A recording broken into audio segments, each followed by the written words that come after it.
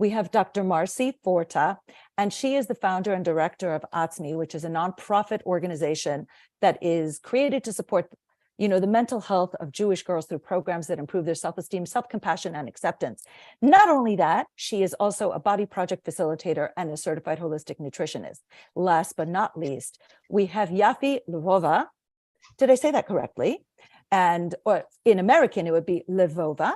She is a registered dietitian nutritionist, and she's the owner of Baby Bloom Nutrition. She has published several books on feeding your infant, your baby, your toddler, and children in a healthy and joyful way.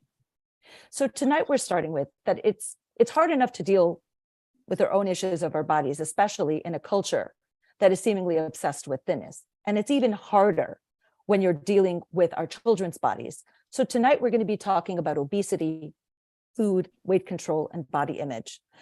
So some of the responses to an Instagram post that was several weeks ago, and then a previous webinar, a previous talk, told us that so many of you deal with weight stigma and you want to stop feeling shame about your body. Whether you're joining for yourself or for your child, we hope that we will be able to share some practical information to help you and your family. And we're going to be taking your questions in chat, but we'll pretty much get to them to the end. So before I begin, I just want to say, this is my own personal thought, that in our number-obsessed culture, people tend to use weight kind of like a stock price. And it's a number that indicates publicly the overall health of your private body. And people like to make judgments. So I'm going to start with asking Dr. Alisa Minkin, who's one of my most favorite pediatricians, a little bit to talk to us about obesity and the idea of BMI, which is a body mass index. So that's a common thing that we hear about. And what's considered overweight? You're muted. Oh, you're muted. Okay, try again. Okay, I'm really excited to be here. I am so proud to be part of this collaborative effort, and I think it's really important to be collaborating and not just to be in our own little bubble, like for me as a physician alone. So let me talk a little bit about BMI, and I love, Toby, how you mentioned that we're focusing on numbers and we're acting as if those numbers imply health. That is not true, but let me just define what the BMI is. The BMI stands for Body Mass Index, and it is literally a calculation from the weight in kilograms divided by the height in meters squared. And that number is plotted out, and the definition of overweight for children is a BMI of 85th to 95th percentile, and of obesity is above the 95th percentile. And in adults, that corresponds to approximately overweight of a BMI of about 25 to about 30, and above 30 is considered obesity. But I just want to say very briefly, it's too big a topic to get into tonight, but understand that the BMI is being used as a proxy, as a stand-in, as a quick and dirty estimation of body fat, but it's very limited. So that's really important to understand, but that's what we're using. So what I'm understanding from you is that there are some numbers, but they don't necessarily reflect what's actually happening. So one of the questions that we received, and I think that it would be great for you to answer, Dr. Minkin, is about some people have what's known as medical fat shaming. And can you explain what that might be for people who don't know what that is? Medical fat shaming. So there's many different ways that we could be using that term for. One example would be you go to the doctor and you go for something other than your weight and you get talked about your weight. You need to lose weight. You weren't asked permission, do you need to lose weight? You didn't even come for that reason. Other examples of that would be you're told, oh, you have a medical condition, but that's because you're fat. You need to lose weight. Basically being looked at as primarily your weight and not the human being that you are. Wow. So it looks like that they're coming in for something else so that the fat becomes the problem to solve. But it's almost like that's a bullying statement. And that's kind of a challenging way to face a health problem. Right. And it's also problematic because the doctor or other healthcare professional may just see the weight and the person may have another condition that may be missed. And that does happen. And that's a very, very serious problem. So that's important to keep in mind. I'm very concerned now because we have the new American Academy of Pediatrics guidelines that came out. And for all of us healthcare professionals, we are asked to look at that BMI, especially at a well visit, but sometimes at every visit. And that can easily overshadow the visit. And that's really problematic. I mean, the first thing I'm going to say is, as a patient, you should be asked permission. Is it okay to discuss this? I guess we can get to that later. Wow. That's a great idea. And I would love to hear about that later. Dr. Forta, Marcy, the next question is mostly for you. Another question that we received deals with what we call weight stigma or personal fat shaming. So one of the questions that we were asked is, what are the motivations of people who like look at you or say, have you tried intermittent fasting, or, you're fat? Can you explain a little bit about why people sometimes feel motivated to comment on other people's bodies? I sure. I'd love to start that. I, like Alisa, I'm very excited to be here and have this opportunity to kind of go through some of these really weighty and important topics. I would kind of like to step back a minute and say what weight stigma actually is. We talked about medical fat shaming, but weight stigma is really any discriminatory act that or a belief that is targeted towards somebody because specifically of their weight or size. So, it could be somebody has an opportunity for a job because of the way they look and not based on their resume or their education, or they might get, for preferential treatment in some way because of that. And weight stigma is really associated with many very significant long-term emotional and physical consequences, especially for children who experience weight stigma. Some of the things that they'll tell you about weight stigma is not only does it undermine healthy behaviors and preventative care, because Alisa was saying, people don't want to go to the doctor because they're afraid that they'll be shamed for their weight. But it also causes emotional distress, depressive symptoms, suicidality thoughts, low self-esteem, social isolation, eating disorders, disordered eating, and even is linked to an increased mortality risk.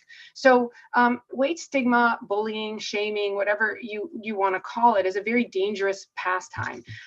I think in the past, people have felt that when they guilt somebody maybe into losing weight or explain to them, this is what you need to do, and they kind of guilt them into getting there, that they felt that would be a positive thing to help them. But what they're not realizing is that the long-term consequences of these types of conversations or behaviors, especially for children, are really devastating in the long term. Yeah, what is I think it's Maya Angelou, not that I'm quoting her, but the idea is that people never forget the way you made them feel. And so that when so a question that we received that really made me pause was that sometimes it's familial interference. Sometimes it's the grandmother and, or somebody else in the family that you're close to that says these hurtful things. And thank you for letting us know that how painful it is. But is there a way for people to kind of navigate such complicated conversations? Yes. So first, I would also love to say that I think a lot of the time that when parents or grandparents say things like this to their grandchildren, oftentimes they're really doing it because they think that they will save them pain down the road if they're able to help them today with this weight issue, that they struggled with the same thing and they don't want them to go through what it is they went through. So they figured if they head it off, I compare it to a fishbowl. We're all really swimming in the same water. We've all grown up in the same cultures with the same expectations and the same issues that comprise our body image. So it's really important to note that I don't think anyone's purposefully trying to hurt their child or grandchild, but sometimes we have to put parameters or boundaries around our relationships with people in saying, we're not going to be commenting about our bodies in our family. Can you please respect this? Or this is how we're choosing to raise our children. And I think that, yes, for some families, it might be a little more complicated, but for most, they'll try to see it and be respectful of the fact that you're trying something different with your family. And if you really can't get them to change, then you might have to put limitations on your time with them or the types of interactions that you have with them, because it is so dangerous and devastating. Wow. With that, I'd like to transition to talk a tiny little bit about body image. And JOMA, which is a fantastic organization, has done a video and a podcast that goes into much greater depth than we're going to be talking about here. So Marcy, if it's okay with you, I'd like to ask you a few questions, and the same with you, both Yaffi and Alisa, about body image. So Marcy, can you let us know, like, how is our body image made? You know what I'm saying? Like, we're body born. Image, yeah. Right. It comes from a lot of places, but body image is actually not how your body looks, but it's how you think your body looks. So it's really important to differentiate that when you look at me, you can't see what my body image is. And when I look at you, I can't see what your body image is. It doesn't necessarily have to do with the fact of what our bodies look like. It's kind of an emotional feeling and connection with your body. It goes on in your own mind about your own body. Any feelings, emotional attitudes, beliefs that you hold about your appearance make up your body image. And your body image is comprised of many, many aspects, some of which, I would love for Yaffi to speak to, but it comes from the appearance ideal. It comes from diet culture. It comes from weight stigma. It comes from our families, our peers, our cultural considerations. I would say pressures that we feel in our community, and even, social media, or any type of social media is also a contributor. So Yaffi, can you, because Marcy mentioned diet culture, can you tell us a little bit what that is, and that why diet culture is a risk factor for disordered eating and eating disorders? And can you explain the difference between the two? Because that's a really hard one for me. Thanks. Sure. Yeah. So I'll start off with the latter. So disordered eating and eating disorders, there's a fine line. And sometimes we as professionals take a little bit to determine where someone is if they're kind of straddling that line in between. Disordered eating could be something as light as just, your regular dieting, or it could be more restrictive and it's kind of like a spectrum. Once you get to a certain point, it is an eating disorder, which is something that can be diagnosable. And that's back to Dr. Forta. And that's not something that is in my scope as a dietitian. But going back to the other question of what is diet culture, diet culture is just the entire world around the idea that weight indicates our health. And it comes down to that. Health is complex, and we have been living with this idea that it's indicated, your level of health is indicated by weight. And if you're too skinny, or if you're too big, but mostly too big, because being too skinny has been, and apparently is back in fashion again. I mean, don't get me started, but being too big, that is the problem. And we don't have to worry about interpersonal connections. We don't have to worry about lab values or sleep, quality of sleep, or any of that. We don't have to worry about any of that because we just look at weight. It's really problematic, and it causes people to not want to go to the doctor. Marcy was talking about the person's experience when they're larger and they go to the doctor, and Alisa mentioned when diagnoses can be missed. I have personally had to talk up friends to convince them, to give them the chutzpah to go to the doctor, because a friend was going for pain in her knees and her ankles, and she knew that it wasn't her weight, but I had to talk her up. I had to be her cheerleader just to get her to go, because it's so depressing hearing time after time, just lose weight, just lose weight. It's such a complicated thing. And that comes back to that weight stigma. It doesn't feel like a big thing to tell someone, oh, hey, maybe you should lose a few pounds. But consider how often that person heard that day, that person, when leaving their house, has to take a few deep breaths and think, is it safe to leave? And they don't know whether it is or not.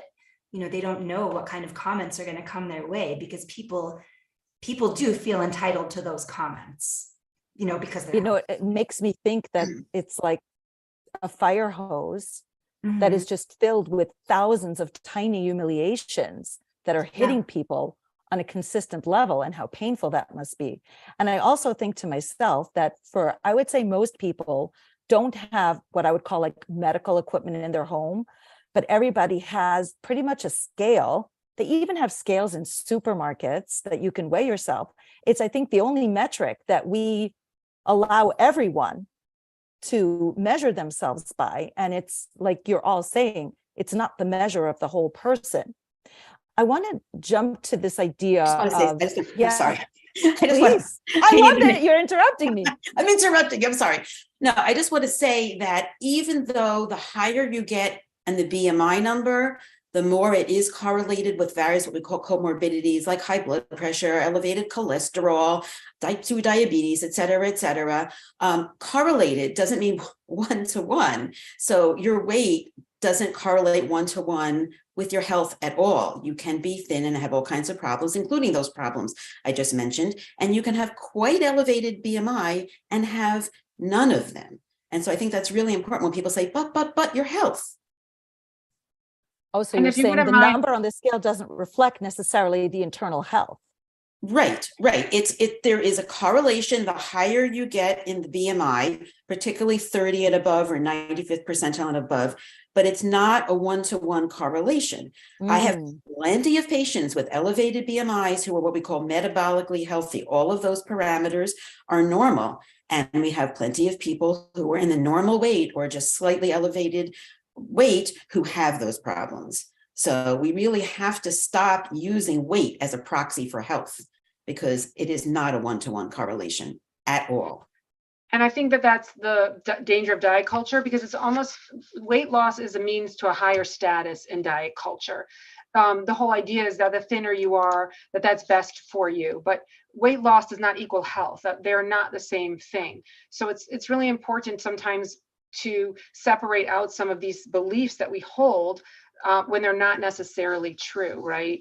Thinness is valued over our physical and mental, emotional health. That is like the end all goal of diet culture. And the expectation is that controlling your body, particularly through your diet, by limiting what you eat, how much you eat, is praiseworthy, and it's expected. And it's just the norm of what we should be doing day to day. So again, that confusion part with a diet being correlated with getting healthy. They're not the same thing, and they don't equal the same thing at all.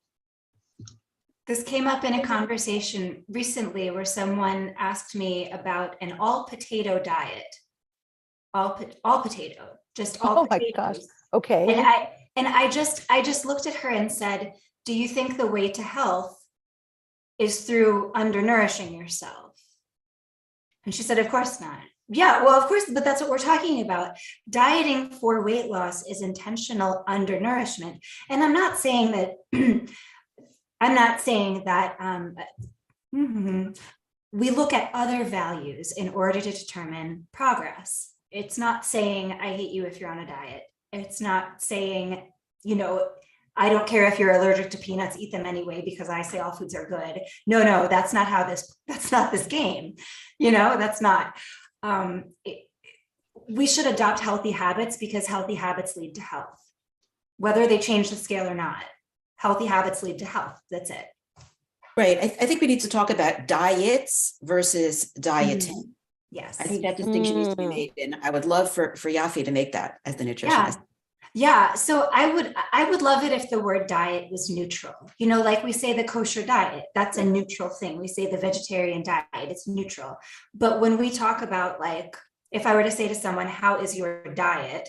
Even though if I used it in a neutral way, it comes across in this very charged, what are you doing to lose weight? So I try to stay away from that word altogether, just because it is so charged. And so dieting is just the act of being on a diet. The reason why I am against going on a diet specifically with the goal of weight loss is because we have significant evidence that a very high percentage of diets fail. And failing means that within 5 years, you gain the weight back. Also, we have research to say it's usually more than that weight. So you lose the weight, you gain more, and then you want to yo-yo. You know, you want to go again because you were successful last time. So I'm going to try again. I failed last time, but I'm not going to fail this time. So you go on the diet, but it's not sustainable because guess what? It's not you failing, it's the diet failing. But we also have conclusive evidence that yo-yo dieting, that your weight going like this is harmful in and of itself. So putting someone on their very first diet, to me, is like at the top of the roller coaster, just pushing, because that's what I'm starting. I want to look at other values. I want to look at, did your vitamin D go up when we made an intervention? How is your energy level? Are you sleeping at night? You know, this is so much more meaningful.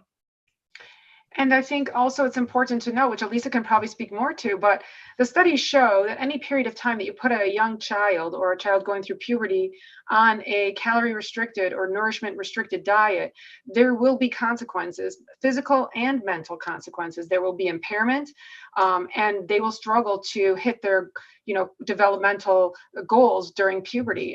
So, it's really important that they get the nutrition that they need. Their brains are maturing, their bodies are maturing, they're going through puberty, they're doing a lot of growth. Dieting is very, very contraindicated in children. It is, regardless of the recent AAP. I couldn't be angrier about that because it speaks. See, Alisa's crying. We made Alisa cry. Sorry. It speaks to an extreme focus on the physical, a complete lack of focus on the psychological, and it doesn't account for the fact that hormones are made of fat and the protection around neurons is made of fat and your brain is made of fat. And this is a time when there is immense growth physically and mentally. And just to echo, Marcy, what you said, food restriction during this time has cognitive effects. It has cognitive effects. Mm-hmm. Right. I really want to hear Dr. Forta speak about the triggers of eating disorders, because the AAP guidelines said very blithely, oh, don't worry, you're not going to trigger an eating disorder by talking about weight, by, starting kids on whatever program you're talking about. However, they do deep down in the bowels of the 100-page full guideline that no pediatrician is going to have time to read, say that actually kids and families on their own are quite likely to trigger an eating disorder, as opposed to the kind of programs where it might be done with a lot of support, which don't exist for the most part. So I would love to hear what Dr. Forta has to say on that. I mean, there are a lot of triggers for eating disorders. So some of the, it's difficult because if you take girl A and girl B, and they're pretty much the same in a lot of ways, and the risk factors are the same. Girl A may develop an eating disorder, but girl B may not. So sometimes there's a lot of genetic predisposition around eating disorders. They're finding that it's really highly genetically correlated. Even up to 60% of your risk actually is genetically predetermined. So if you think of it in those terms, you think about diabetes or Crohn's or celiac disease that are highly genetic disorders where something triggers the onset of the disorder. And that's kind of what happens with an eating disorder. But the triggers can be quite intense for people who are susceptible to an eating disorder. Now, those surgeries and those gastric banding surgeries or some of those weight loss surgeries for young girls, they have found those to actually be triggering for an eating disorder. Body dissatisfaction, having negative body image, these are the greatest risks for eating disorders. How does that come about? How is that created? In our communities, we have some risk factors that might manifest a little bit differently. I'm not going to say that they're completely different because they're not from the general public, but they manifest a little bit differently. And weight stigma is definitely one of them, but eating disorders in particular are stigmatized in our community. If someone loses weight and starts to lose weight, they get a lot of praise for that. And even if it's a disordered eating situation, people are fine with it. But when it crosses over to that diagnosable disorder, then there's a lot of stigma around that. And that can be a kind of a trigger as well. But really, there's a lot of pressures in our community also that are unfortunately, I guess, risk for eating disorders. You know, we have a ton of academic pressure. We want the girls to get good grades. We want them to get into certain schools. I mean, this is for all kids, obviously, but some of them are more female oriented. But there's a lot of academic pressure in our community. There's a lot of thin pressure. We have something called the Superwoman Ideal, where a lot of the girls that I talk to, you know, they think that when I speak to them about imperfection, they tell me their mothers are perfect. Their mothers have a baby, come back from having that baby, they're already cooking dinner, doing the homework, going back to work, having company. They don't see the real struggle that goes on behind the scenes. And we model this to our children, not realizing we obviously don't want them to see bad things, but when they see that life isn't perfect, when they encounter that in their own lives, which is obviously inevitable, then it isn't as dramatic for them or traumatic, because we do have this kind of built-in like shame around asking for help. We're a very secretive kind of community where we don't like to share certain things, and that's appropriate. But if you have an issue or something that you're struggling with, to teach your child that it's not okay to ask for help or that you shouldn't talk about it, these things are very difficult for our children. That's the honest truth. So modeling is huge, especially when a mother struggles with her own body image. This is a very big risk for a girl for an eating disorder. If she's talking down about her body, you know, the studies show that girls under 8 years of age sometimes can't actually disconnect their own body from their mother. So when their mother is talking bad about her body, they're kind of connecting it to their own body because they can't really disconnect those pieces. They don't really understand what that difference is. And so it is so important, especially up to the age of 11. I'm sure, you know, Alisa, you know, developmentally, a child until the age of 11 is very connected to their parents, what their parents say. Once we hit 11, it's the peers who really are very influential in their lives. But we have a lot of thin pressure. That's another pressure that we have.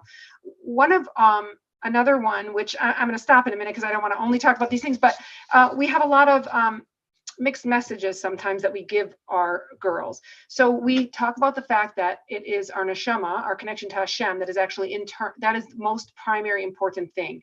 Yet we often model that being thin, looking beautiful, you know, having these physical perfections are more important. We do that in the shidduch system. We do that in even academia. We just tell, you know, even complimenting people. If you think about how you compliment people or little girls, what do you say? You look so beautiful. Your dress is so beautiful. Your hair bow is so beautiful. We have to kind of step back from that and stop only talking about people's physical appearance. And this also is a very big risk for girls because they want that reinforcement, whether it's from their mother or their father or a grandparent. They love it. It feels good and they want to continue it. So that kind of gets them into this cycle of continuing to not eat. And there are several more. I don't know if you want to go into them all, but there are a lot of risk factors for eating disorders that can be very difficult for girls. And this, you're saying, stems from, there's a lot of factors, of course, but diet culture, in other words, putting kids early on a diet can help bring about these sorts of things. Putting them on a diet, or even talking badly about your own body in front of them, even if you don't put them on a diet, if you shame people, if you judge people in your home, you guys talk about this person as being fat or this person as lazy. Sometimes people equate those two things, or not having self-control. Sometimes we talk negatively about people like that, and your children pick up on how you feel about those things. It isn't only about putting them on a diet. It's really about how do you treat all people? How do you treat your body? This is how they learn to treat their body, from how you treat yours. So it's kind of like modeling the right behavior from the get-go, so that what your kids are seeing, that they can actually become. Yes, in other words, right. Yeah. So that they're getting their information from you. So I want to just transition to something that I thought was really important. And I don't know if any of you have felt this, that a lot of the thought around weight is kind of like a battle, like it's a war. And if any of you have done color war, hopefully none of us have been in a real war, but like with color war, there's always like slogans. And those slogans represent an enormous amount of information in a very short, like pithy statement. So like, these are some of my favorites. So tell me if some of these resonate with you, because I want to jump into exactly what you were talking about. And I'd love all of you to chime in with this idea. So these are some of them, like no pain, no gain. In other words, you have to suffer to look a certain way. A moment on the lips and a lifetime on the hips. So in other words, you have transitory pleasure, but you will pay for it forever and ever. This is another one. Nothing tastes as good as skinny feels. In other words, restriction, like you were saying, undernourishment is the way to go. And this is my favorite. This is my absolute favorite, is inside every fat person is a skinny person just waiting to get out, as if we're deliberately keeping the skinny person hidden inside. So the reason I bring these up is because anytime you're in some sort of a battle, part of it is management and control. And I would love for you to talk about the myth of control and how to eat. And so why I say this is because we all know what food is. Hopefully everybody here on this call and on the live stream knows what food is. But we want to talk about what food isn't. And because what food isn't goes to what control is. So Yaffi, can you talk about what food isn't? So for a lot of people, we know food is nourishment, but if we're undernourishing, what is that saying? If we're undernourishing, it could be saying a lot of things. I recently learned that a significant amount of eating disorders actually starts after the age of 40, because eating disorders crop up at different times in your life when there are different life changes. And so a woman who is, let's say in my age and circumstances with small children and trying to balance all the things and doing all the things, can forget to eat. And it over and over, and or can seek control with food in a more intentional way. There are different ways problems can start and different ways they can come about. You know, food, I think food is everything. Honestly, my own therapist tells me that I should do something that has nothing to do with food, because even the novels that I read have to do with food, you know, like I just like it. It's everything to me. I know that's not everyone. It's not healthy for everyone to be like that. You know, can't have a million Yaffis. But we need to come to a place where we can approach food with comfort and treat eating like we treat our other biological functions. You know, I'm very often asked, or I receive comments about having self-control when it comes to food. And people are surprised. I say, we don't need self-control when it comes to food. It's food. We don't need self-control when it comes to breathing, you know, unless you're in a yoga class. Strong recommend. But, you know, throughout the day, you don't need to micromanage your breathing. You don't need to look at the clock and say, oh, it's been 2 hours, I need to go pee. Like, we trust our bodies. We trust our bodies with these things. We trust our bodies when it tells us we're tired. You know, we trust it enough to say, I'm going to keep doing the dishes anyway. We might ignore the signals, but we listen and we value those signals. It's only eating when we think that we have to have self-control. I don't think we need self-control with it. In fact, we need to take away the control. It's not about having more control. It's not about knowing more about your food and controlling your food more. It's about taking a step back and listening to the instruction manual that God gave us. That the first thing that a baby does right out of the womb is latch at the breast. We know how to recognize hunger and how to make ourselves satisfied. And it's the only biological signal that we battle from that point forward. Marcy, I wanted you to talk about how people make, we'll call them moral judgments about food, because what Yaffi was talking about kind of goes with a lot of moral judgment. Yeah, there is a lot of moral judgment around food. We call food good or bad. We call people good or bad based on the choices of the food that they make, right? I love what Yaffi said about our relationship with food, because oftentimes we use food as a reward or a punishment. And so when we use food as a reward over and over, we are we are kind of you're disrupting a child's ability to recognize and honor their own hunger cues, right? You're kind of teaching them that food is not used as a tool to nourish your body. When you use food for things that it's not meant to be used for, it doesn't mean that you can't have a treat or a fun food, whatever you want to call it. It doesn't mean that at all. It simply means that sometimes in our school situations or our home situations, you know, if a child does something every single time, they'll get a candy for that, or every single time, you're teaching them that's how they soothe themselves. This is how they get feedback. This is how they regulate their emotions. We're not using food as a tool. Hashem gave us food to nourish our bodies. We're supposed to have it 3 times a day. We use it in simchas, right? We have it at beautiful times of our life, and it's a family, fun, connected kind of thing. There's nothing bad about it. I think that it's important that we use it as a tool correctly, and we let our bodies understand the cues that it's telling us when we're hungry, when we're thirsty, when we're full, when we're tired. These are all things that we have to become more in tune with to our body. And in an eating disorder, oftentimes people think that food is the eating disorder, but actually food is how people take back control around their emotions, because they don't feel that they have an outlet otherwise. They don't know how to communicate these difficult and complex emotions, and so they're using food as their tool. So part of what you have to do when you help somebody with an eating disorder is give them these other ways of dealing with their emotions. A lot of people use food to help them cope with their emotions. We need to kind of recreate that relationship, because there's nothing wrong with enjoying food, but we don't want to use it as a crutch to make us feel better. Does that make sense? Yeah, I had a question that any one of you could answer, because we were talking about how, Yaffi, you were saying that we don't need a reminder to breathe, and unless like we're doing a yoga class, and we don't need reminders for certain things. But how is it that we've lost our natural body's cues of when we're hungry or when we're full? Like, is there, yeah. Sorry. Alisa. I've been wanting to say something, so that's as good as a segue as I'm going to get.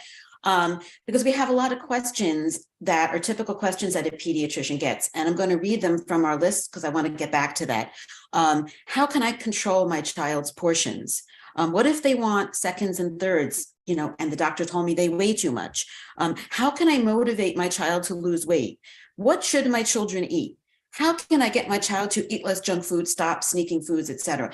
These are the kind of things that I, as a pediatrician, get asked. And by the way, it starts from birth with talking about feeding.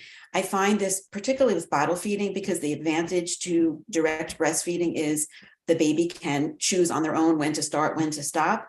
The parent will say, I'm feeding 2 ounces every 2 hours. Should I go up to 3 ounces every 2 hours? You know, so on and so forth. The focus is very much on what I'm giving to the baby in quantifiable. In other words, I'm controlling, right? And then I'm trying to control the child from not eating junk. I'm trying to control the child's snack portions. And I think we have to flip that question around. I would really love to hear from Yaffi on responsive feeding. I quote you every day, Yaffi, every day. But before I forget, I want to mention this book that I promised that I would mention, that I literally got from the library today. It's called OMG, You Think I'm Fat, by Madeline Berg, who's a registered dietitian. And that title came from a teenager who was going to college, and the parent gave them a gift of an exercise bike to take with them to college. And her response was, OMG, you think I'm fat. So I think that all of this control is completely backwards. And the question should be flipped back to the parent. And I would love to hear from Yaffi about the responsive feeding. That is what I talk about from day one. Yeah. Wow. Responsive feeding. Well, if there are any other professionals who are on here, I'm actually going to be doing a lecture on responsive feeding with a speech therapist and an occupational therapist. So that's a very well-rounded perspective of that. And that's a continuing education thing as well. So responsive feeding is the idea, I'm going to boil it down. The child communicates and the parent responds. That's actually responsive parenting. It's just responsive. It's being responsive in general. But responsive feeding is that there's an ongoing relationship between the parent and the child regarding feeding, and that you don't stick to any kind of harsh rules other than those put in place for safety, you know, choking hazards, allergens, whatnot. But that you take just a natural approach at feeding. That could be breast or bottle feeding. It could be purees or baby-led weaning or any kind of mix. But it's the idea that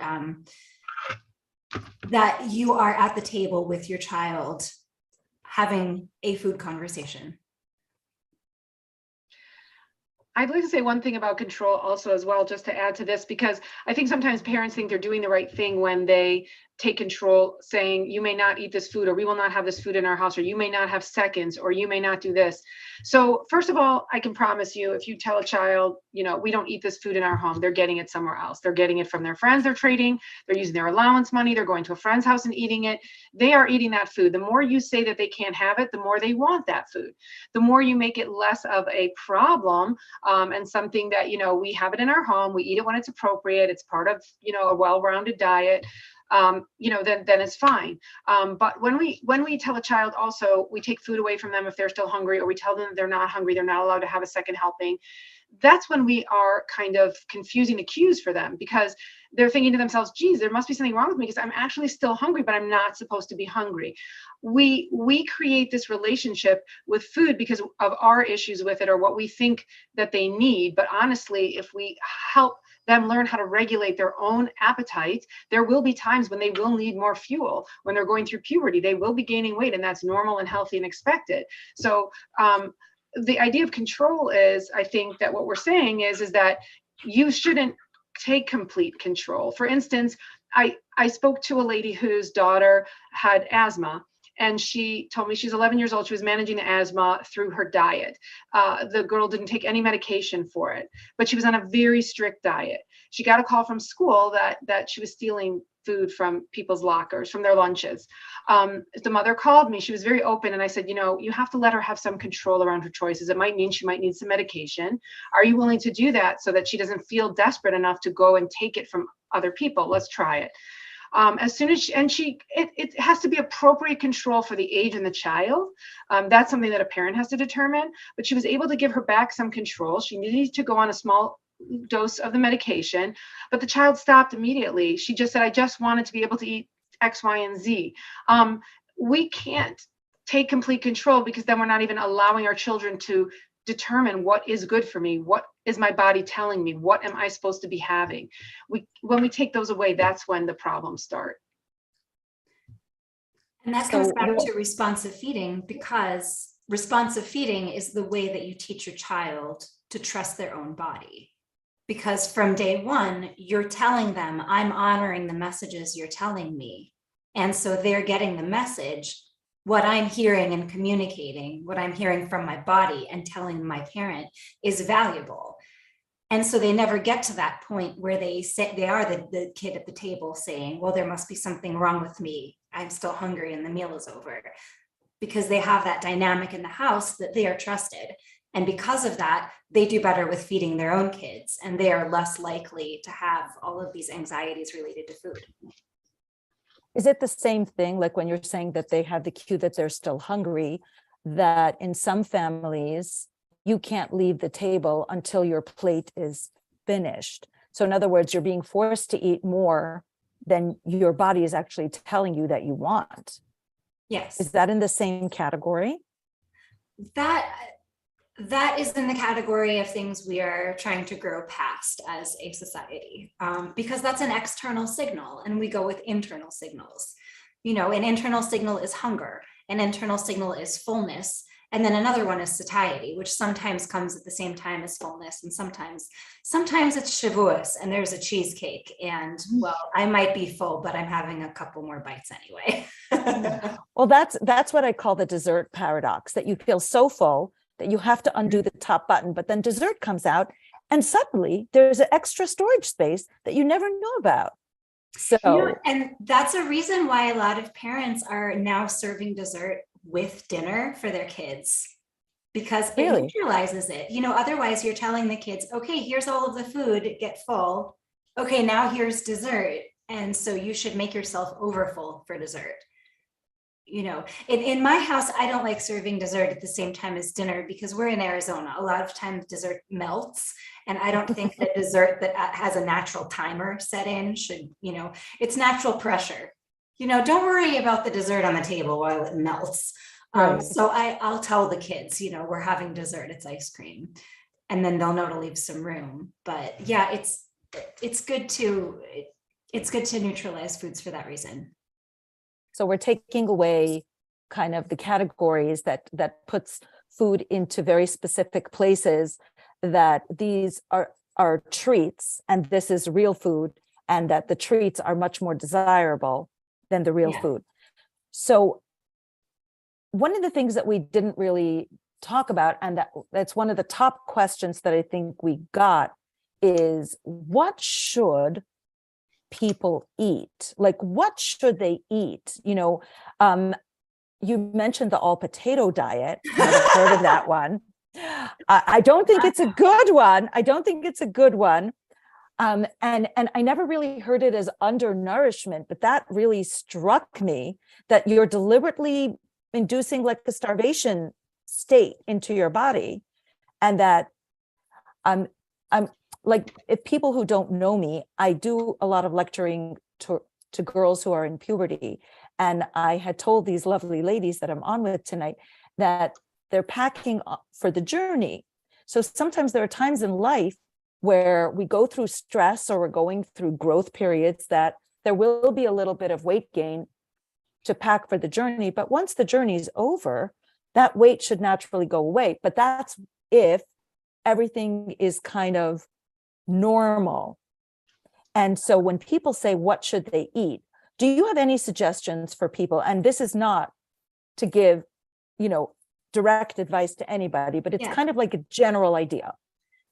Yeah, it's funny because everything is bad for someone. I could say drink more water, and it's going to be absolutely awful advice for, everyone who's on dialysis, for example. Right. So that being said, general good advice is to eat as many plants as possible. Put as many plants in your diet as you can, but that's to say, add things. Don't take away ice cream night. Don't take away family favorites. And by the way, do not sneak vegetables into any food, but specifically family favorites. Do not take your child's favorite food and like hide peas in there. Don't mess with their favorites. But plants, have them on a table. As a convenience food, you can go to a supermarket and get a party platter of vegetables and just take off the top, and wow, look, it's a salad. It's a deconstructed salad. It doesn't have to be fancy. A lot of kids who don't like vegetables, quote unquote, don't like vegetables, they like them raw. They like them with some kind of dip. It's loud, it's crunchy. It's really engaging. Hummus. Yeah, it's hummus. Sriracha, like whatever it is for the kid, ranch, just plants. It's good. But make it easy. I like the idea of, if you have to buy it pre-made. It doesn't have to be a wide variety. I love the idea of putting it out when the kids are waiting for dinner so that they have that to grab. Because I interviewed Marian Nessel on the Joma podcast. And she said, we really have to make the healthy choice the easy and less expensive choice. I mean, a lot of societal changes, that's a separate issue. But in our own lives, like, we can really do this. We can make it easier for our kids and ourselves to eat healthier. And by the way, food should be fun and yummy. It should be. Yeah. So it doesn't have to be, the healthy food is the not yummy food that you eat when you're on a diet. Right? No, diets don't get all the veggies. Like, you got to experiment. I started making vegetables in my air fryer, and wow, I'm just going to get like 10 air fryers and I don't need anything else ever. It's going to be bad. So, well, now I just got myself off track thinking about all my new air fryers. I also think, by just the virtue of offering these kinds of things to your kids, even if they're not eating them when you're offering them the first time or the second time or the third, they're there and they see that everyone in the family has them. Some of my kids, didn't love vegetables when they were little. I'm a big vegetable person, but now that they're older, I see that they incorporate it in everything. It's an important part of who they are. It takes time for them to develop a taste. They have to try it a few times to get that taste. Vegetables are a harder taste. So you just have to kind of give them that option a lot, and they will develop a taste for it. Right. And you can roast it. You can roast it with olive oil. It doesn't have to be raw. So my family loves roasted vegetables. Really, modeling is everything. Lately, my kids, if I eat something and I am clearly enjoying it, they want to bite. I realize they're getting, like, it's more and more getting clear that if I make some kind of sound or something, then they want some of that. So just get into it, have food that you enjoy and enjoy it with them and enjoy it together and eat like you like each other.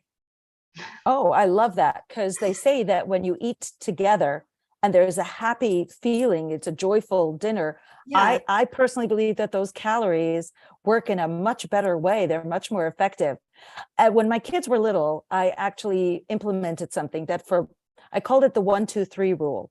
Breakfast, there was 1 vegetable. Lunch, there were 2 vegetables. And dinner, there were 3 vegetables. And so what ended up happening is that every day they had a lot of vegetables, like you said, plants. And then this way they would get the nutrition, even if they were eating, not as well. I had one child that only ate white food for like 2 years. So That is really he had white vegetables, like potatoes. So, but he did. So I think what we're all saying is that we have to make it easy for ourselves and easy for the kids to see us enjoying things. So I just want to say also that children under the age of 5 often go through a period where they don't want to try anything that resembles a vegetable. Like you mentioned, the white food diet. There's this theory that back in the age of the cavemen, when they left their cave, they had this neophobia or this fear of new food, so they wouldn't get poisoned. It's all made up. It doesn't matter. The basic idea, though, is that they go through this phase where they don't want to try anything, and they survive. They're fine. You can give them a multivitamin. I do a lot of counseling to try to remove the anxiety, because I feel like this is where eating issues can start, when parents are putting pressure on them. You have to eat your fruit. You have to eat your vegetables. You have to take just 1 bite. And I think this pressure alone can cause problems. And resentment for that food, and a bad relationship again with the cues. When we teach them what the food is for, what do you feel, if you're going outside to play, to do running or to do something endurance related. So what kind of nourishment do you need now to give your body to have the strength for that? Or you're going to study for a test. What do you think would be good for your body right now? And they might not agree with you and they might choose something else, but you're giving them choices and you're giving them options and you're teaching them what the food is used for and how to use it in the proper way. And I think that that's key to their relationship with it. Right. And you're giving it without shame. You're just giving, correct. You're just giving over neutral information, and they pick up on that. Absolutely. Yeah. I love that thought, that we're just making it neutral, because it feels like I'm sure you've heard this before, but the word diet has die in it. It's like, it's not a way to live. It's a way to, it robs the joy of life, because it's so restrictive. And now thinking back, for all those people that used to diet, they were undernourished. No wonder they were in such a bad mood. It doesn't do well for families. It affects everything. It really does. It really does. So we're kind of winding it down, but we're getting to the real meat of the matter. And these are some practical solutions. So we've already given you some to kind of neutralize food and to kind of have this idea that we don't supercharge the idea of food, that it's a reward or a punishment. Food is not inherently good or bad. It's just a tool. It's energy for your body to move. But the number one questions that people get, or that people have written in and we've gotten, deal with what I would call navigation. And navigation is, these are the 3 questions that we've gotten the most. And so we can all, answer them, but basically is, what's the best way to help ourselves or our overweight or obese child? Are there things that we should say or not say? And I'll repeat these again, because I know I'll forget them myself. And then lastly, how do we create a really healthy environment for me, myself, and the family? So who can start with, how can I help myself? Let's say it's myself that wants to live a healthier lifestyle. I just don't know where to begin, because my relationship with food and my relationship with my body is not where it needs to be. So I think that's the first key, because I think Yaffi can speak to the food, but I think that your relationship with your body is a very important part of how you deal with your food and how you relate to your food. And so, just like we talked about neutrality around food, I don't like the concept of saying we're all going to have a positive body image. We're all working to develop a neutral body image, because no one feels positive about their body all the time. We want to realize that it's an important part of who we are, but it's not the most important part, and it's not the most valuable or lovable part of us. So if you are struggling with your food choices, besides the food choices, you also have to get help for your body image. And that is really important too, because you can't always create or develop that relationship with food when you have a very negative relationship with your body. It's very true. You can't nourish yourself if you don't value yourself. Correct. Can you repeat that, because that was really important? You can't nourish yourself if you don't value yourself. So I think what I'm hearing is that before you even look at food and what food choices you should make, is look at yourself first. Yeah. And try to heal yourself a little bit first. So is that like understanding the cues? In other words, knowing what your body is asking for? What does that look like? I think first you have to understand what your body is meant to be for. We have to take it all the way back, what Hashem gave us our bodies for. A lot of times when I speak to the girls about their body being as important as their neshama, because it's the vehicle that Hashem gave us to carry our neshama through our life. It is a really difficult concept for the girls to understand or to value. Their feeling is, no, it's like a plastic bag and the neshama is like a gold bar. But you actually can't carry the gold bar, let's say, without the bag. You have to take care of it. So first we talk about the importance of our physical bodies, how amazing they are, all the wonderful, amazing things they do for us each and every day, and how Hashem gave them to us, entrusted them to us actually for this purpose. And so once we kind of value our bodies for what they're meant to do, and not only about what they look like on the outside or how they appear, then we already start to develop something a little bit different with our bodies, right? We're already thinking about them in a different way. So that's the first thing we try to deal with the girls, is just kind of help them understand all the intricacies of their body. If you take even your eyes apart, there's 100 things you could say about your eyes. They're such an important muscle in so many ways. We just take one part of the body and we just take it apart. This actually reinforces the value of our physical bodies. Then once you realize how important your bodies are, then the idea of how you nourish them and take care of them properly, that becomes the primary focus. I love that. I never even thought of it that way. That you just take just even one part, like your hands, let's say, that they're this incredible engineering marvel. Mm-hmm. And I don't ever say anything bad about my hands, because they're so amazing. But imagine if we were able to appreciate our bodies that way, then food would naturally be to nourish it and to make it incredibly healthy. For all of you that are on the Zoom, there's 2 fantastic files that you can look at. One is brainless veggies, and the other is a flyer for a weight problem that you can take a look at and download. And it's free from Yaffi, who is just amazing. And she's providing it for you so that you can keep it forever. It's not just a free event. You get free gifts too. The next thing is, and Alisa, you could also talk to this because you deal a lot with parents who are very concerned, or the moms themselves may be concerned about themselves. Are there words that you as a pediatrician say, and then Yaffi and Marcy as well, are there things that you can say or are things that you shouldn't say? Because words can be demoralizing or incredibly motivating. That's a really good question. And I think it gets to the root of what we have to deal with obesity. We have to deal with it, but we have to deal with it in a way that is sensitive, not stigmatizing, that won't cause more harm than good. So I know as a pediatrician, I will not bring up the topic without the parents' permission. Although I will say as a physician, it's really hard. It's like walking on eggshells because I do have, a short visit and I am expected to go through these things, A, and B, there are often health issues that come up. So what I'm trying to do more is focus on health, healthy habits, and health issues that are associated, and not on the number. I do not talk about numbers. I think it's also important not to talk to the child or in front of the child about weight.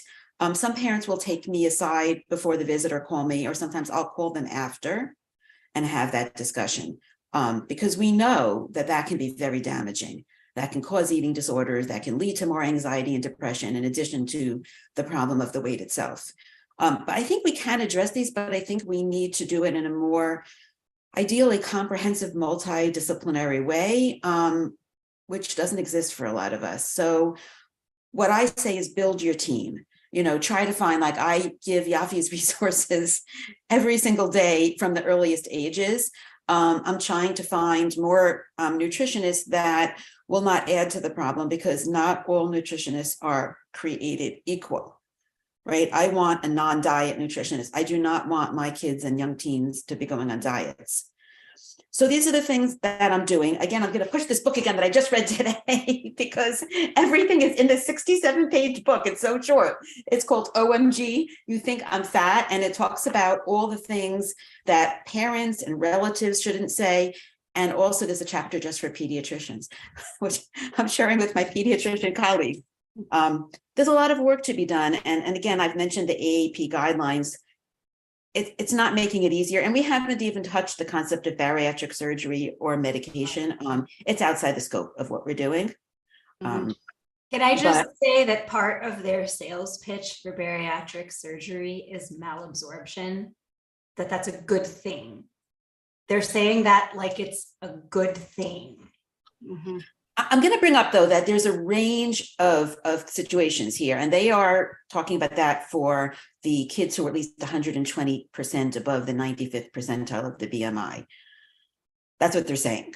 So, there are different situations, and some parents are listening to this and they're like, well, my child is 100 pounds above their appropriate weight. That's a very different situation than a child who's maybe put 10 pounds that they needed going into puberty, for example, or might be, 15 to 20 pounds above what's considered their ideal body weight. Every situation is different, and I do recommend working with your physician or other healthcare professional. We are not here to give medical advice. It's really important to do that, but I also think that you have to be your child's best advocate. Unfortunately, a lot of us are not trained, and to talk about this really, these guidelines have really upended the previous guidelines, which is that teens and children should not be on diets. The focus was on being, non-stigmatizing and supportive and healthy habits alone. Also, I forgot, let's talk until I remember what else I was going to say.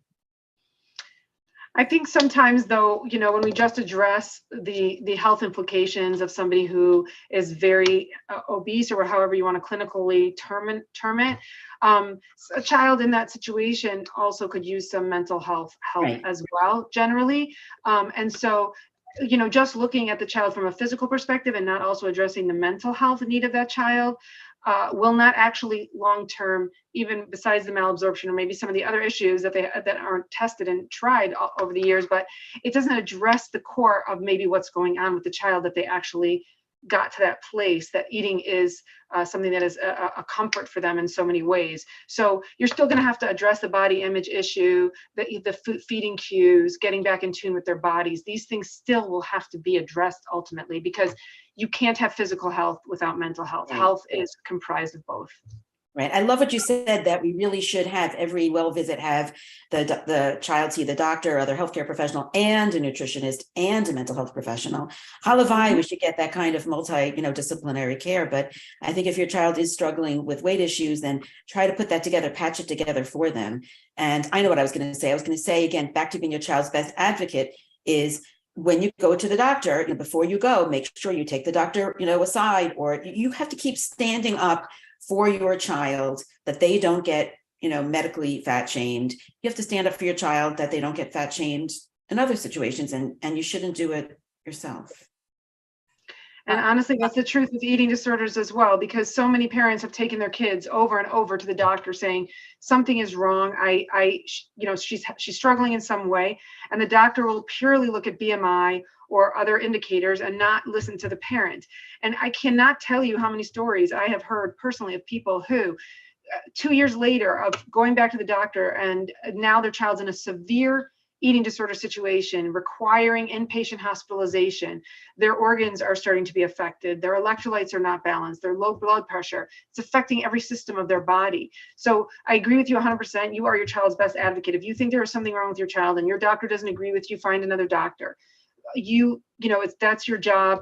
You are the trusted adult in your parent's life. So it's so important for an eating disorder to get early treatment. Right. And it's also very important to understand that, again, weight doesn't mean health. In terms of eating disorders, you can have a normal weight and have an eating disorder. Absolutely. Actually, the numbers show only 6% of people with an eating disorder are actually diagnosed as underweight. So a lot of times we think, oh, we see an emaciated person, she has an eating disorder. That's not how it works. Right. And also it's very important that we're careful, because unfortunately, what happens is if the child does lose weight, we often jump on it and say, wow, that's fantastic. And I think one of the most classic but sad stories of an eating disorder starts with the child being a little technically overweight, losing weight, and getting praise for it. And they get a lot of praise for it, a lot of praise for it. Yeah, I'm getting calls like that right now where there are kids who are actively losing weight. Thankfully, in these situations, the parents are concerned, and they do have a right to be concerned. And we don't look for weight loss in children. Before puberty, we just don't. There's too much going on. I think that the most harmful thing that I've seen parents do is talking between themselves and making comments like, did you see this person? She's as big as a house. Or weighing yourself in front of your child and then crying, and your child is seeing this whole thing. These are things that we need to avoid. And those are pretty direct. But even if adults are talking to each other, kids can hear. And what you are expressing when you talk, never mind to whoever you're talking to, you're expressing your values. And if you're talking about physical attributes, then you're showing people that those are where your values are. And then you're showing your kids that, and they'll take on those values. And it happens a lot in schools as well. Schools are a big problem with weight stigma and weight bullying, what goes on in classrooms, what happens with kids. I hear also a lot about that. And that is really, really difficult for a child to feel like they should be in a safe place. And yet there's a lot of ridicule. There's a lot of teachers who talk about diets amongst themselves and go on their own diets. But this happens very early. Like Lisa was saying, I heard a story of a teacher in first grade whose first grade students were all throwing their lunches away. And so she said to them, what's going on? Why are you throwing your lunches away? And they said, well, we want to be skinny, so we're throwing our lunches away. Wow. This is first graders. This starts very, very young. It's really important how you speak to your children, and what you do is done from a very young age. I think one of the best ways you can help your child is to help yourself. Yeah. If people don't have children yet that are on this call or will be watching it later, it sounds to me like the adults need to change the relationship with their body themselves. And then because we serve as mirrors or as models for other people, because it sounds like when people say things casually in front of other people, it causes enormous hurt that we're making judgments about a body that you were born with. I think people don't understand that you don't get a choice with what body you're put in. This is it. And you can make it as good as it can be, but your body is you, your eye color, your hair color. Well, your hair color can change, but I'm just saying different aspects that make you are sometimes the things that the people fight the most against. And it's so painful to see this. So the things that I've taken away just from this little bit of the conversation here is change your relationship with yourself and appreciate your body. And then once you're able to do that, then it's time to look at the way you nourish yourself. And nourishing yourself isn't just necessarily with food, it's who you're hanging out with and what kind of a life you're leading, so that everything together, that your meals become a pleasurable and a nutritious event. So are there a nutritional event? Because that's what it is. It's a tool. It's not, I think I told you the story of a friend of mine whose son was a little baby and he injured his knee, and she gave him a cookie, and he put the cookie on his boo-boo. He didn't realize the cookie was there to comfort him. But food is not a comfort. He needed a Band-Aid and a kiss, maybe. So let's go to the last question about, it's hard for us to control our thoughts. Like when we see people in 10 seconds or less, we make judgments, how hygienic they are. Are they male or female or intersex? Like we're able to make very quick judgments about people. And a lot of times we have our own little, we'll say, prejudices, but we can work past them. We don't have to say it. We don't have to say it out loud. But what are other tools that we can do to create a healthy environment for ourselves and for our families that make it easier to do these very hard tasks about learning to appreciate ourselves and to be able to feed ourselves appropriately? Are there other tools that we have in our brilliant panel toolbox? I mean, I think it's really having a greater focus on internality and not constantly referring to how things look and materials. Which is why it's so important to have the conversation with your children about social media and the dangers of social media and the dangers of comparison. Sometimes in our communities, we don't like to admit that we might have some struggles with social media in certain ways, but it's a very toxic environment, and your children are getting on younger and they're very technologically savvy. Like you were saying, you wanted a 12-year-old to fix our technology problem. They get this very young. So it's your job to help them navigate the messages that they're seeing. You might not be able to fix your body first. I'm saying, you kind of have to do all these things at the same time. Try to work, not judging people on their appearance, and trying to work on using food in the right way. And at the same time, trying to get help for your own body image issues. But again, having these conversations with your daughter, both children, your daughters and sons, of course, when you make it a secret, when you don't let them know that you're aware of some of the dangers that come with it, and they only show the physical parts of everything, etc., then they won't come to you if they have a problem, because they're going to think you can't understand it, you don't know it, it's not something that you have any knowledge about. Whereas this way, you'll have opened a dialogue with them, and that's really important. So that's great. Like, notice what's in everybody's, we'll say, environment.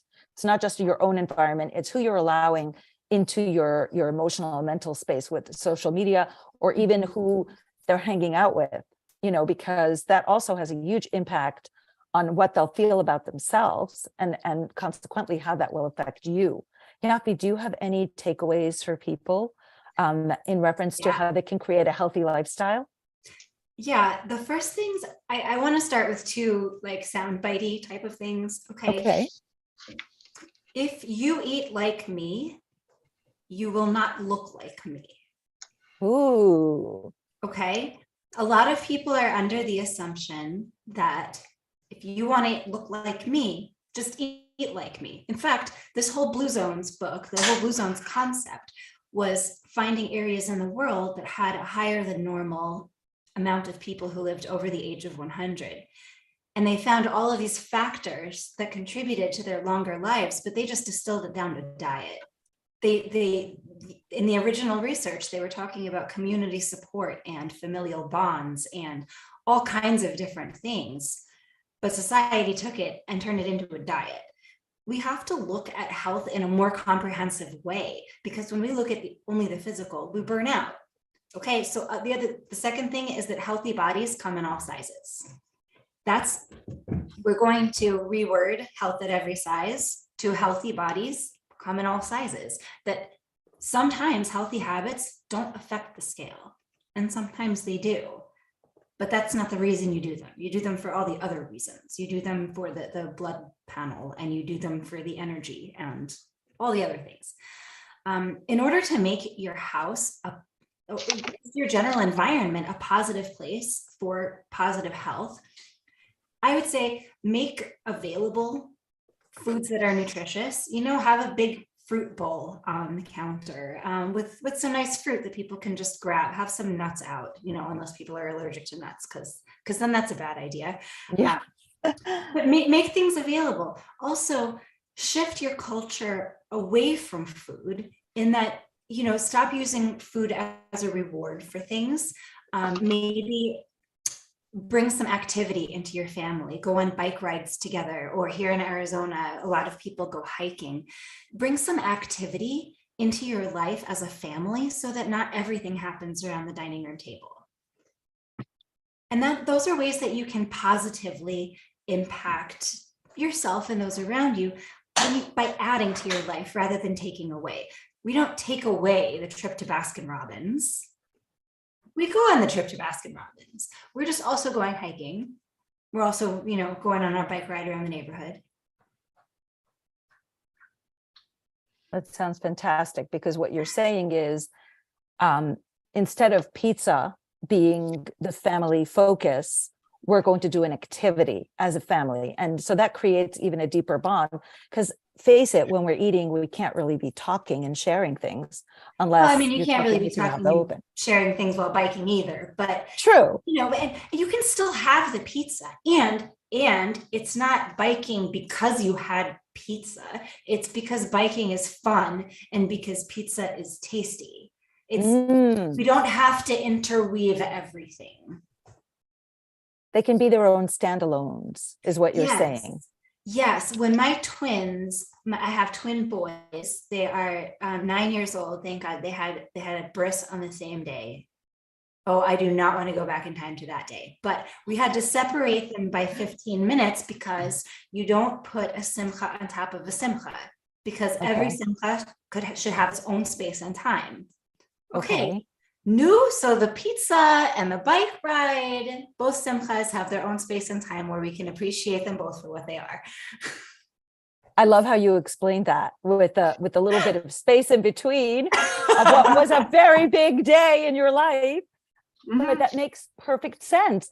So it's not just that we're changing the dynamic in our home by the way we're approaching our bodies.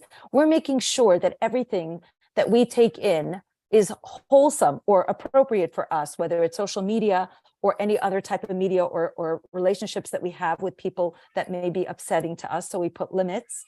We make sure that when we go to the pediatrician, if we have a concern, we don't do it in front of the child, so we don't embarrass the child or cause the child any more harm, or we come prepared to advocate for our child if there definitely is something wrong that is not weight related. And the same goes definitely for ourselves.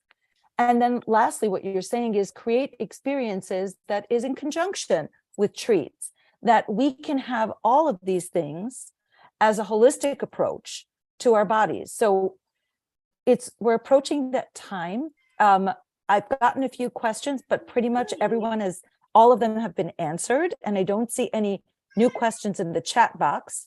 So we're going to close out with this last thought, and then Yaffi has prepared and distilled for us. There she is with her fur baby. And I'm sure that fur baby eats a very lovely diet in a wholesome way. Oh, sure. Yeah, which is any kind of dietary weight loss is usually not sustainable. It's rarely sustainable. So if you focus on a long-term, habit and you stick with over time, and that you do it in a way that involves the whole family or your close ones, and you make it an enjoyable experience with however way you're going to do it, that will likely result in your body being as healthy as it could be. Like you were saying, healthy, not health at. In other words, like we all said, and Dr. Minkin had said, Alisa had said that just because there's all these indicators doesn't mean that they're not healthy. They could be a certain weight and be healthy, or be very thin and unhealthy. So do any of you have any last words to say to the audience before we sign off for the night?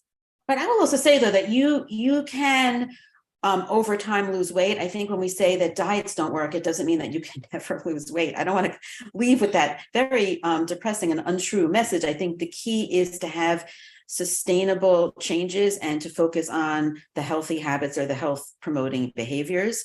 And I would say do it with joy. There shouldn't be like a drudgery, right? It should be something that, we love to eat, and we love to eat healthy food, and we love to move. These are all things that we can do ourselves and model for our kids. And I guess I would end with two things. One is, I just like to say that weight comes from a lot of places. We haven't talked about the fact that weight doesn't only come from how much you exercise and what you put in your body. It comes from, your genes, your stress levels, your sleep levels, your socioeconomic status, medications you might be on, illnesses you might be experiencing, life stage that you might be in. There are so many factors to your actual weight. It isn't only about calories in and calories out. That's only one part of what makes up your weight. And I think it's really important for everyone to understand that everyone's journey with their body is very unique and very personal. And when we focus only on our physical appearance and our weight and our shape, whether we do that in a positive or negative way, it doesn't serve us. It's not constructive. We have to focus on, with ourselves and with our children, on what really matters: their mitos, their talents, their abilities, their capabilities, their character traits.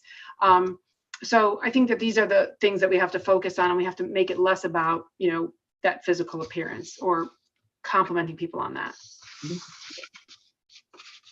Yaffi posted a little picture for you in the chat box if you're interested, that shows some lovely penguins on top of a little tiny iceberg.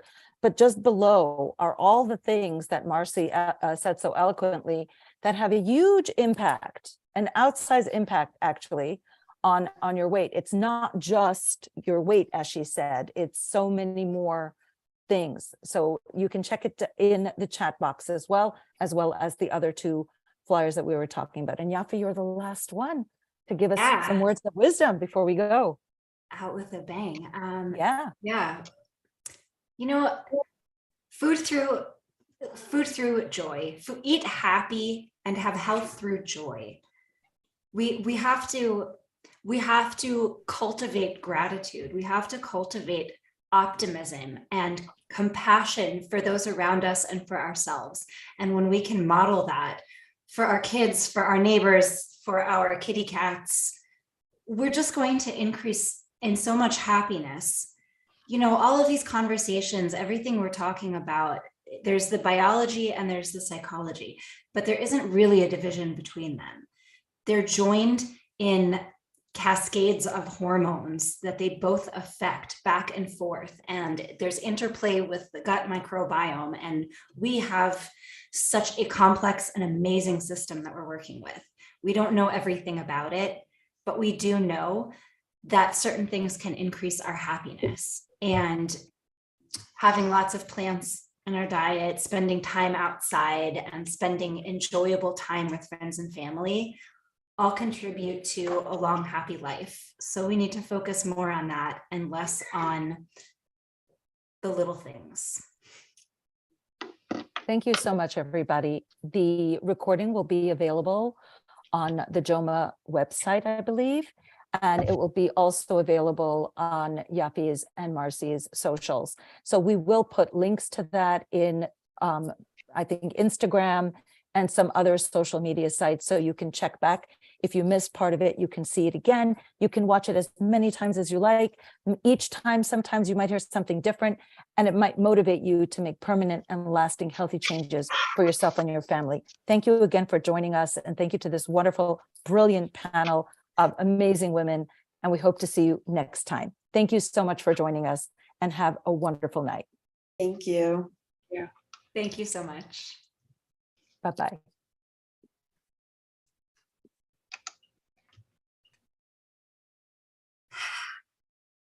Okay. We're still here.